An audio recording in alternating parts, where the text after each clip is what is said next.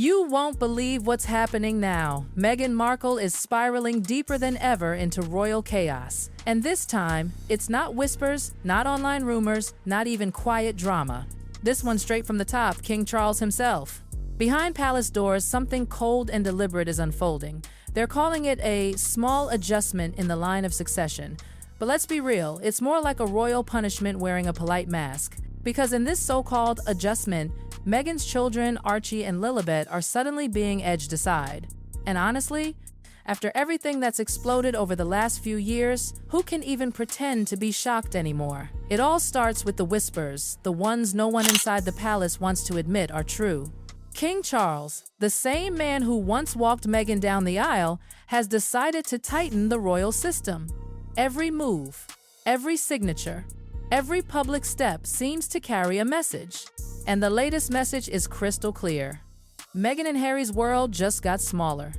But just when you think the chill couldn't get frostier, boom, the next headline drops. The royal family's preparing a massive U.S. tour for America's 250th birthday.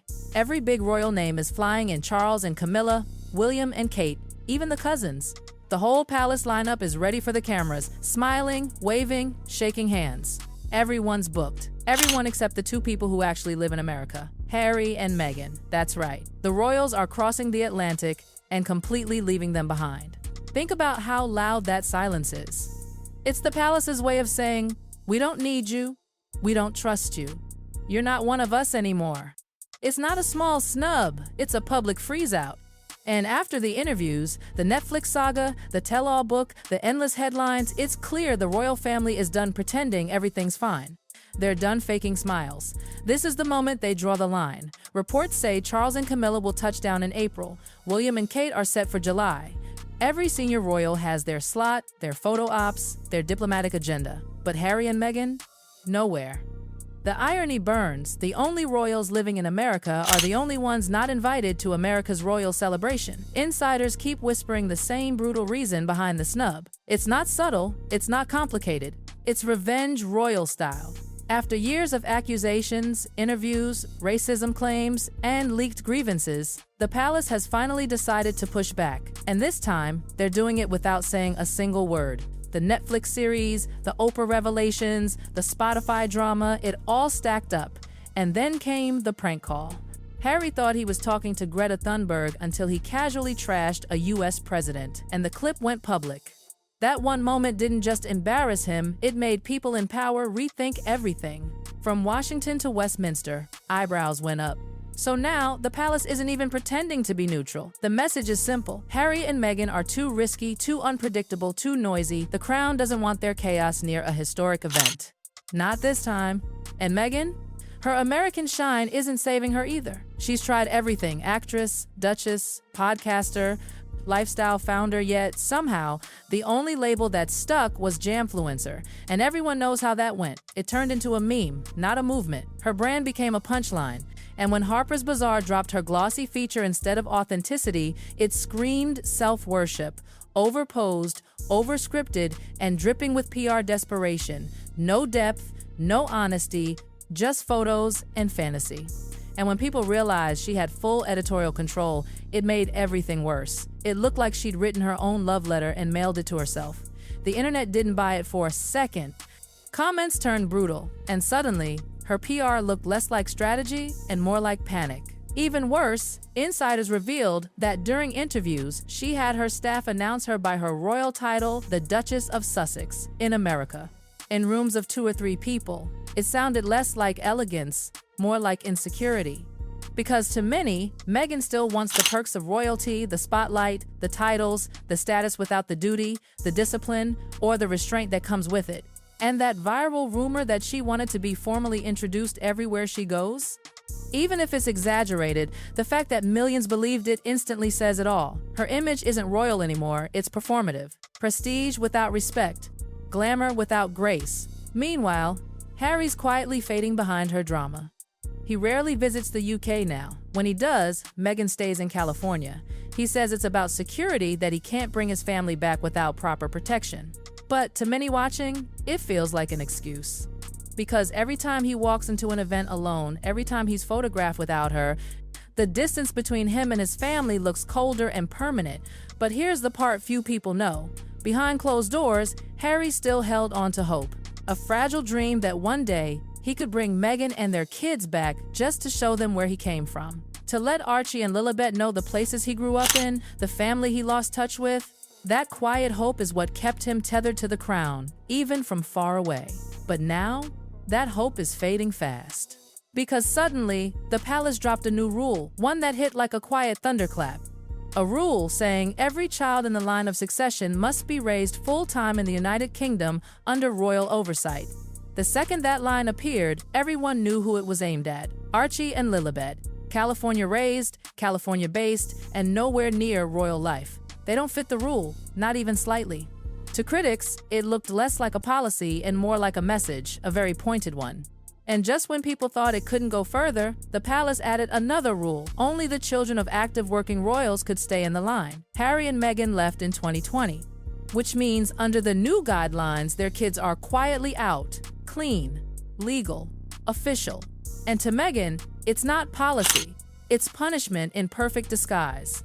She's not the only one who feels that way. Many point out how past royals weren't active, yet their children stayed in line without drama or edits. The double standard is loud, and Meghan, she's furious. Word is she's ready to fight even legally. Because when she looks at what's happening, she doesn't see formality, she sees betrayal. What came next hit like a royal earthquake. Meghan's rage wasn't quiet anymore. Behind palace doors, she started making calls, legal calls.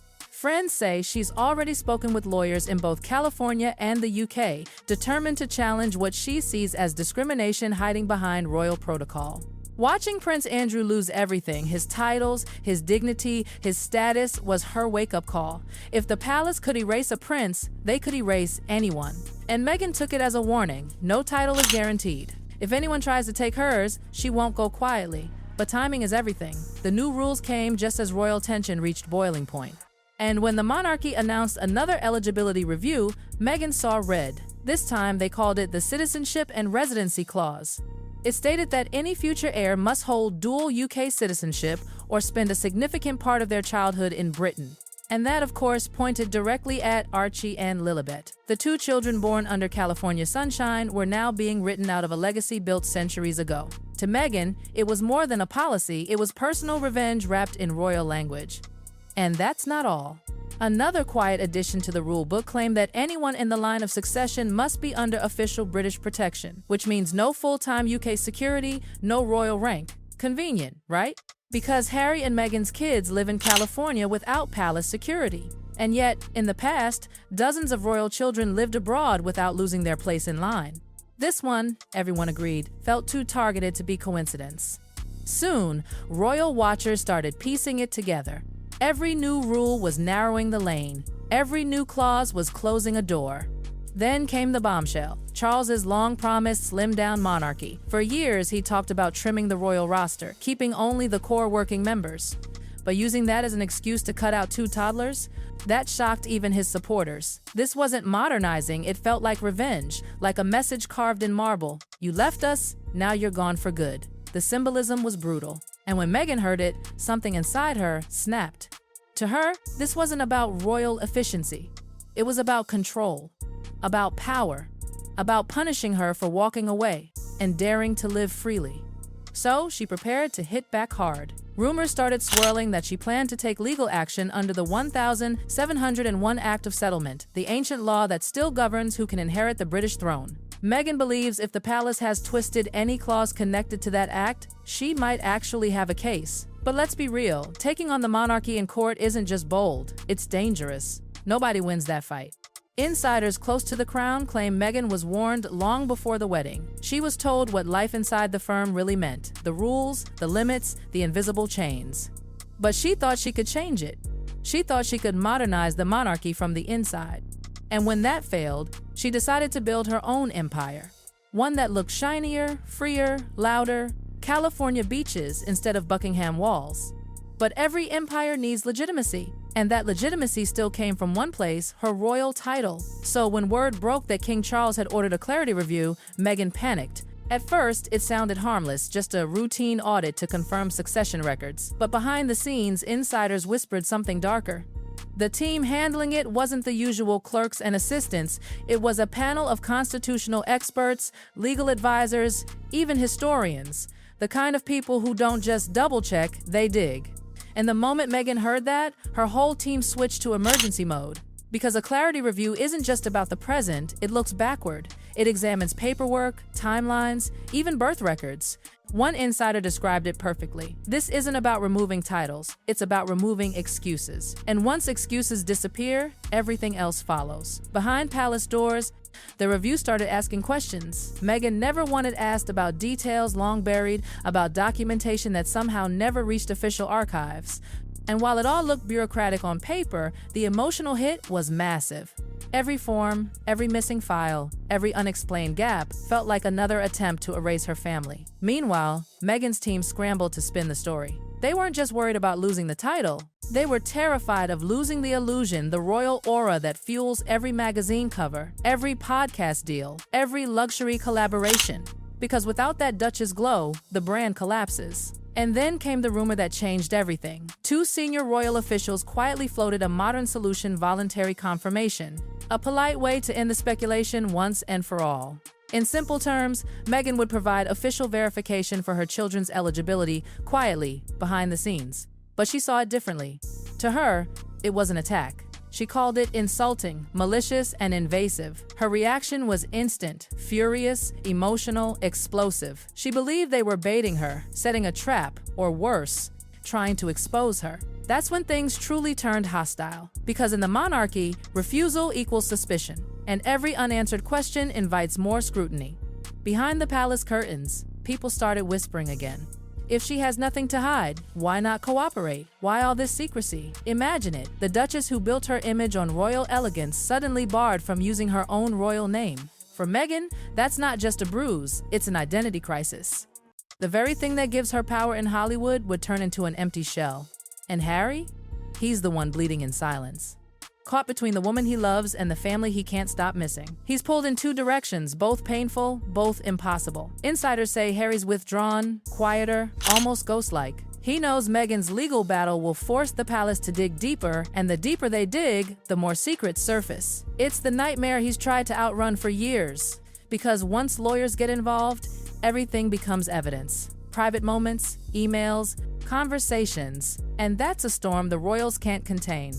So, if you're still here listening, remember, this isn't just gossip anymore.